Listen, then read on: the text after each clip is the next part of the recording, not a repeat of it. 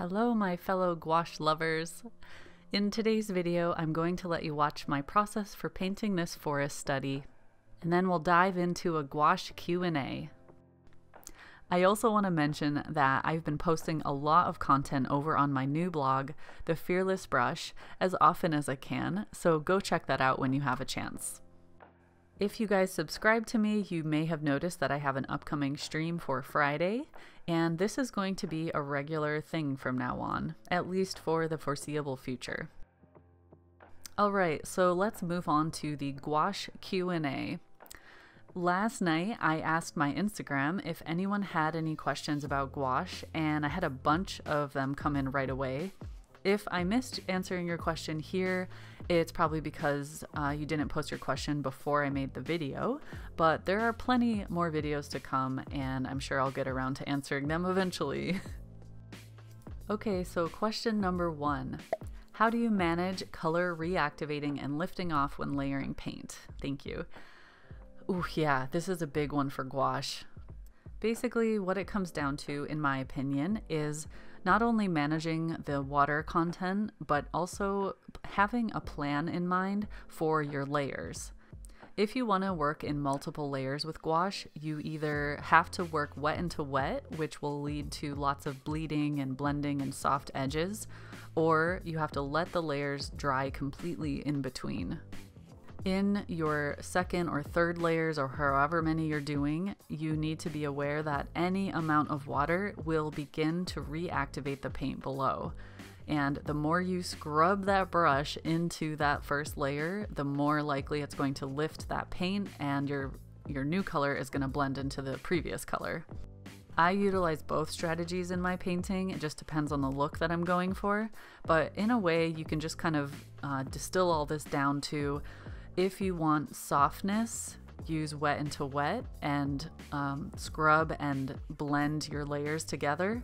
If you want hard edges anywhere, you make sure that the layer below is dry and you use enough paint with very minimal water in the subsequent layers. Alright, question number 2. Is it worth having a palette box for gouache if I don't paint that often? Will the paints dry out? So define how often. Like, how often are you saying you paint? If you paint once a week, yes, you can use a palette box. If you paint once every 2 weeks or 3 weeks, yes, you can use a palette box. If you paint only once a month with gouache, you probably don't want to use a palette box. The thing I find with a palette box is that it invites me to paint more often.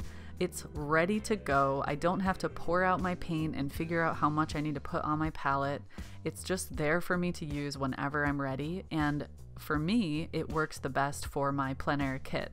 So I always have my gouache set up in my palette box, in my backpack, with everything else I need, and I can just, as soon as it's sunny out, I can just grab my backpack and go outside. So it's very, very helpful for me, for my process.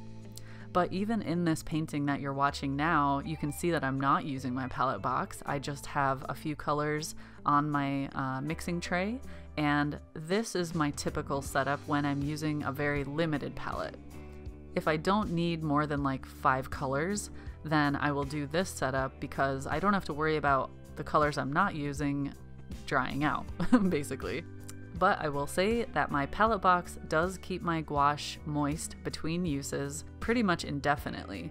The only thing you may have to worry about if you don't use it that often is that depending on what type of gouache you use, you could potentially end up with a bit of mold. I say that with caution because not all gouache will mold. I've heard some brands do more than others. You can ask questions in the comments about specific gouache and I'll tell you what I've heard. I just don't want to like talk bad about any particular brand. But yeah, it holds the gouache, keeps it moist. It is very convenient. It has a lot of benefits, but it's not for everyone. Okay, so question number 3. What kind of gouache is better? Tubes or pans like those jelly hime gouache? Okay, so I have never tried those jelly gouaches. I know there's a few different brands now, but I have heard that Just like a palette box, it makes it much more inviting to paint more often. I can't say anything about their quality or like how long they keep the paint moist for. I'm not sure if they allow you to seal it completely airtight like my palette box does, but I can keep my gouache moist in my palette box for months and months and months. I don't know, maybe you want to do a comparison. So in the end, it comes down to the quality of the paint and how convenient the system is.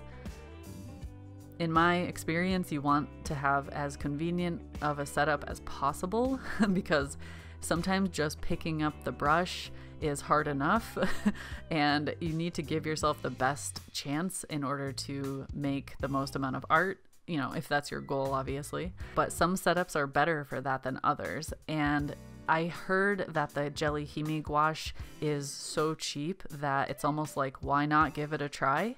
That might be a good introduction for you to that type of setup, just to try it out, see if you like it, and if you do, you could then upgrade to better quality paint and get your own palette box, and yeah, just, you know, level up basically. I've been using Holbein and Winsor Newton, both of which are extremely high quality, light, fast, really amazing consistency, and I would never, like, I have absolutely no reason to try another brand basically. Like, it's a really good price where I live right now and it's really high quality, so I am super happy with my choices.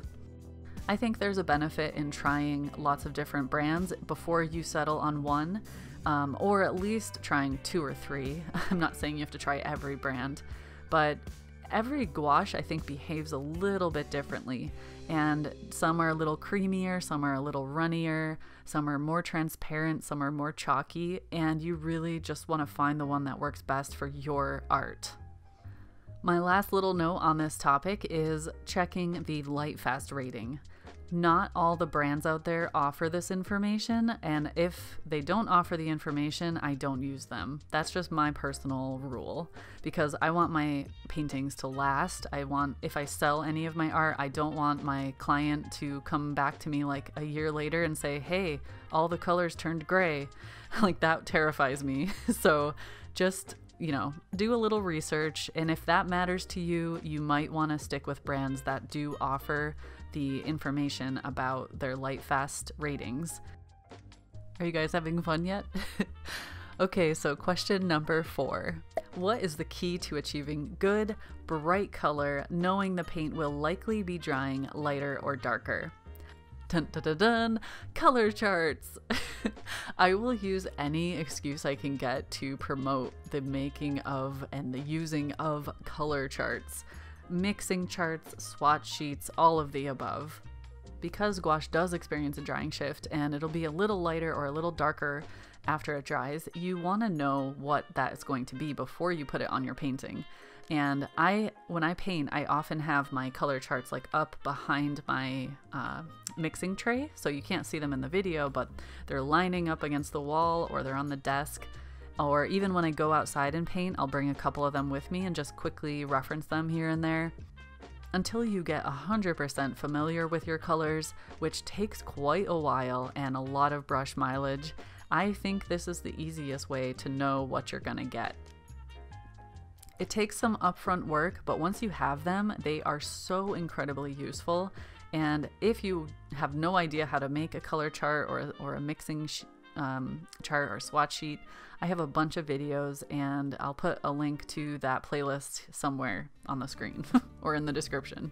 If you mix a color and you do a swatch sheet, and okay, I know what it's gonna look like when it dries, once you put it on your painting, it does have the potential to mix with a color that's either under it or next to it. So yes, you might get some variation in your painting, but again, going back to one of the previous questions, letting things dry between layers is really helpful to avoid that. And just knowing like how much water you're using in each brush stroke is going to help you figure out how much you need in order to shift the color. And question number 5. For atmospheric perspective, what's more important, a more diluted wash or lighter values or cold tones? Again, I would say this depends on your layering strategy. So if you are working in more diluted layers and letting them dry in between, of course you can use diluted color to lighten the value and make it less saturated. So that works really well for all those distant elements. But if you prefer to work more thickly, then it's all about accurate color mixing and placement. So you're really going to want to study how those distant elements look. Are they less saturated? Are they cooler tones, warmer tones? There's not one hard, fast rule for every scene. So using your reference, or if you're looking at the scene in person, really try to look at those distant elements and see how where they fall on the spectrum. Question number 6. Could you explain what the difference is between the whites? So yes, there are different types of whites. You probably have heard me saying in previous videos that I like to use zinc white as my mixing white, and I use titanium as my highlights. I actually learned this through oil painting, because when I talk to people about oil painting, they have very specific advice about what to use and where to use it in a painting. And I had no idea that there were differences between the whites. So, you learn something new every day. Zinc white is just naturally more transparent. It still looks bright white. So when you mix zinc white with other colors, that other color is going to be more prominent in the mix. Whereas if you mix colors with titanium white, the titanium white kind of overpowers it, and it really brings out that lightness and that pastel quality.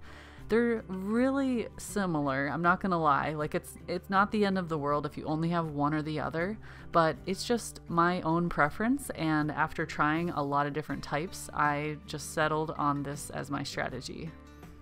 But each has its own unique properties, and you can just play with it and see what works for you. And the last question, what are studies and how do you start?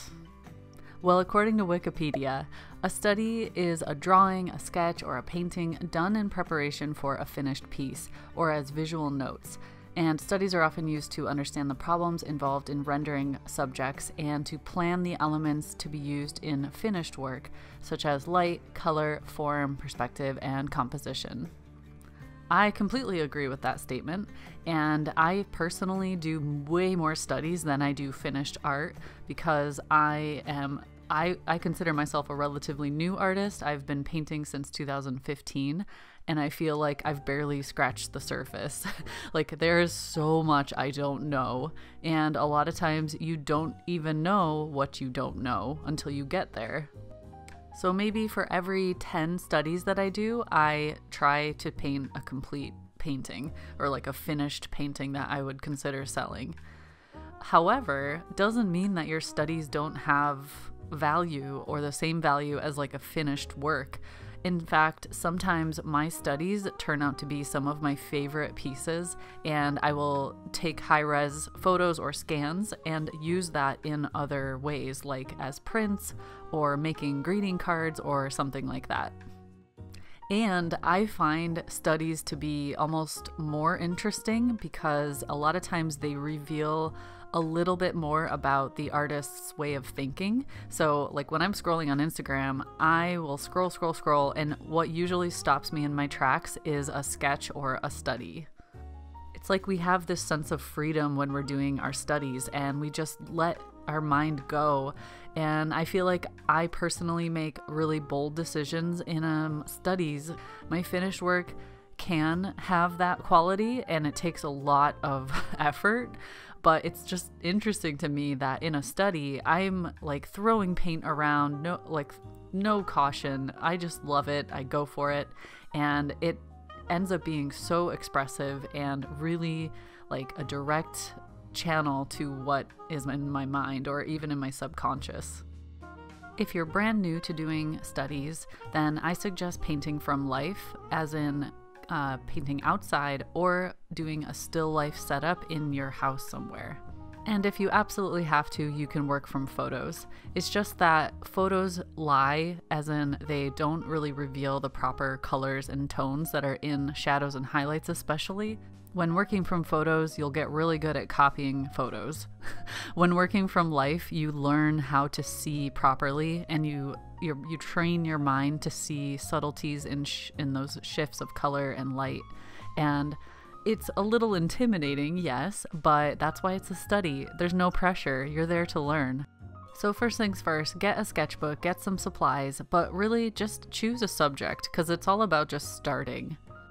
And the more you do it, the more it becomes comfortable and familiar, and I think slowly over time you're enticed to choose more difficult subjects and just go at it knowing that you're gonna have a lot of mistakes, but those are your biggest teacher. So thank you for joining me for today's gouache Q&A. Don't forget to join me on one of these Friday streams where I will be doing more studies. So have a great weekend, guys, and I'll see you soon.